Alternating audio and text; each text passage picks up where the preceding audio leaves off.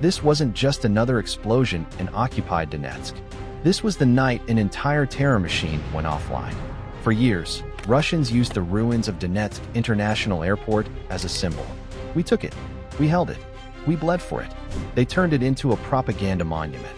But on November 5th, that symbol became something else. A perfect target. Because inside those shattered terminals, Russia had built one of its most critical Shahed drone hubs. And in one coordinated operation, Ukraine didn't just hit it. They deleted it. Donetsk International Airport, once a modern civilian gateway. Glass, steel, departures, arrivals. Then in 2014 to 2015, it became one of the bloodiest battlegrounds of the Donbass War.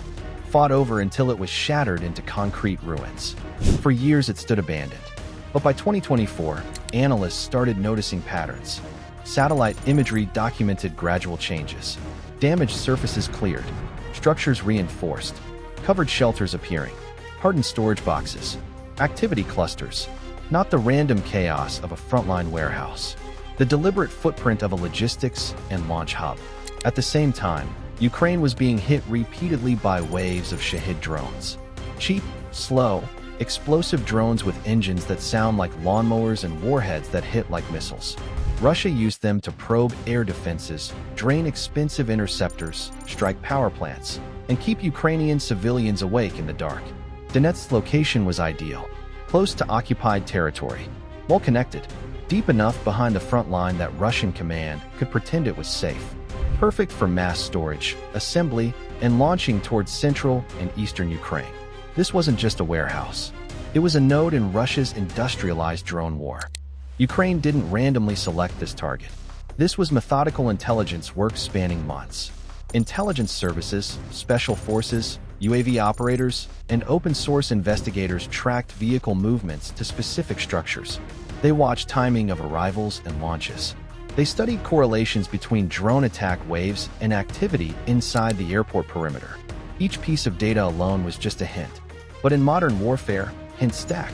Commercial satellite imagery, social media posts, Russian military bloggers accidentally leaking footage, intercepted communications, infrared signatures, launch trajectories. Eventually, Donetsk Airport stopped being old ruins and became something far more interesting. A confirmed high-value target. The suspected presence of pre-launch zones, control posts, fuel reserves, and tightly clustered storage suggested a design built for efficiency. Drones prepared, armed, fueled, and launched in rotations. Warheads staged and ready. A streamlined terror machine aimed at Ukrainian skies. November 5th started with a flash on the horizon. But this was different. The light didn't vanish. It spread. First one impact, then another. Then a chain of detonations rolling through the airport zone so violently that the sky above Donetsk International didn't just light up. It pulsed. Flames climbed. Shockwaves followed. For several long minutes. The airport looked less like a military facility and more like a volcano erupting from inside.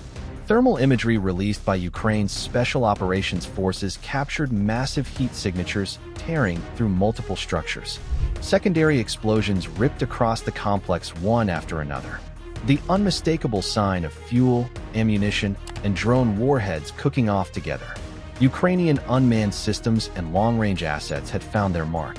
And what those cameras recorded wasn't the destruction of a random storage site. It was the unmaking of a network.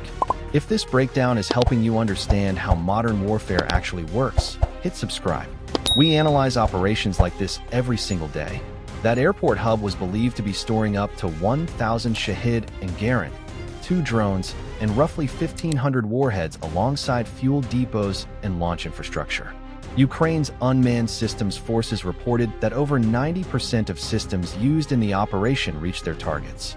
That number should make Russian planners very uncomfortable. The reason the night sky burned so bright was simple. Everything was too close together, too tightly packed, too optimized. You don't get that volume of sequential detonations from a token ammunition crate. You get it from hitting stockpiles where fuel, explosives, and hardware share the same space. Ukraine's 90% hit effectiveness is more than a statistic. It reveals Russia's defensive envelope either underestimated the threat, failed to adapt, or was overwhelmed. For a site that important in a heavily militarized region, that's damning. Compare two scenarios. In the first, Russia launches 80 Shaheds at Ukrainian cities. Air defenses scramble. Missiles fire. Many drones are shot down. A few get through. Everyone calls it a long night.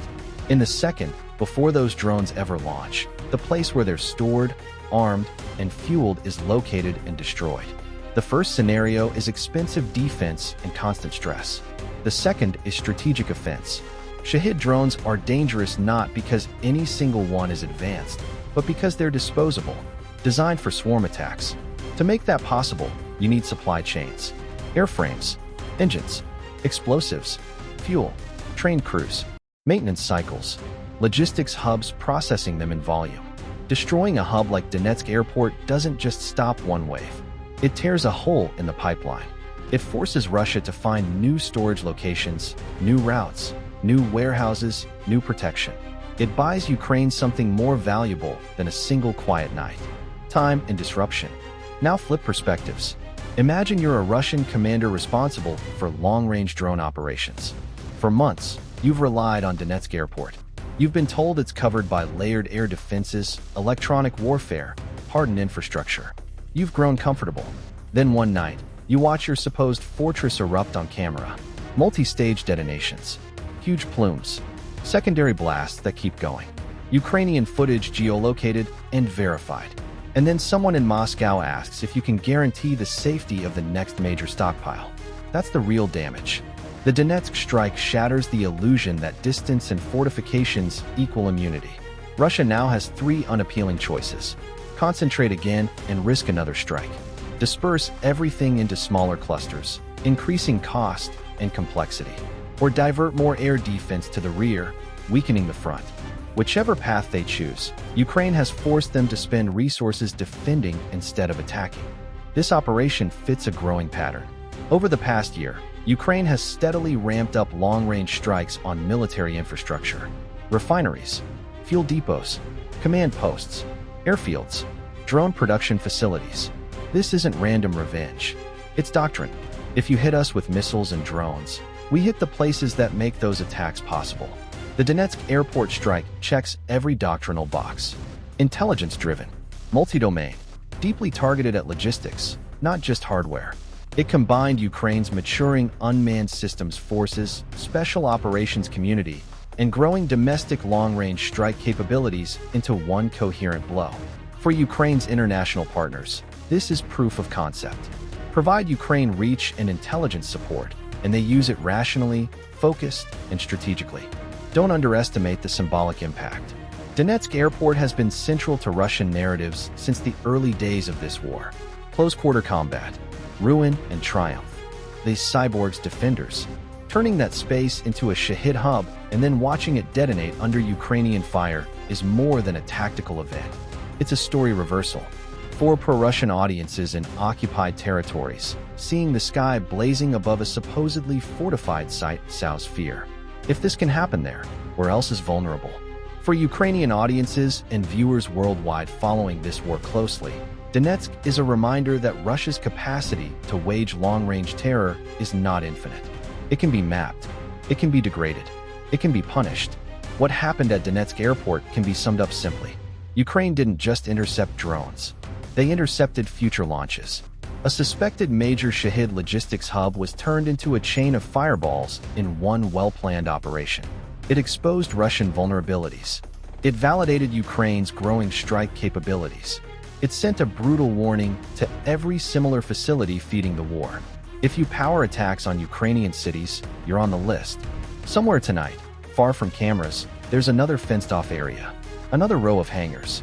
Another commander standing in front of stacked drones, fuel trucks, and warheads. A place that was supposed to be safe. A place that now feels like Donetsk waiting to happen. The question is simple. Who gets hit next? Subscribe for tomorrow's breakdown. This is the Strategic Front.